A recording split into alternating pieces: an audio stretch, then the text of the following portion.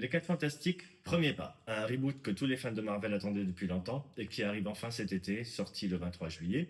On retrouve Matt Shakman à la réalisation, un réalisateur de séries Marvel, comme WandaVision par exemple. Au casting, on retrouve Pedro Pascal en Reed Richards, Monsieur Fantastique, Vanessa Kirby dans le rôle de Sue Storm, alias la femme invisible, Joseph Quinn dans le rôle de Johnny Storm, la torche humaine, et pour compléter ce quatuor, Ebon Moss-Backrack dans le rôle de la chose. On retrouve également au casting Julia Garner dans le rôle du surfeur d'argent et Ralph Ineson dans le rôle de Galactus. Le pitch. Le film se passe dans les années 70. Les 4 Fantastiques sont déjà assemblés et établis en tant que protecteurs de l'humanité. Sue Storm, donc la femme invisible, atteint un enfant et cet enfant a des pouvoirs cosmiques qui vont attirer l'attention de Galactus qui va venir essayer chercher l'enfant pour utiliser ses pouvoirs cosmiques. Ce reboot tant attendu est plutôt une réussite.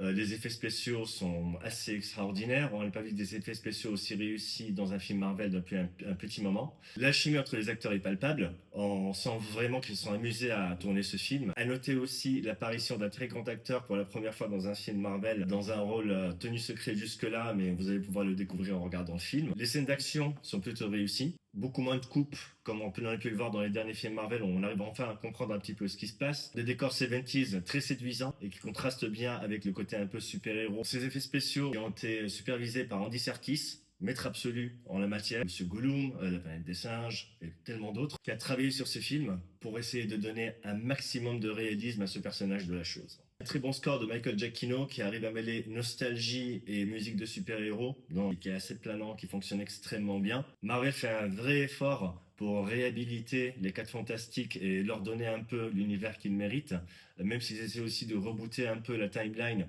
en prévision de la prochaine phase qui va arriver. Mais les fans reconnaîtront cette patte des 4 Fantastiques des comic books.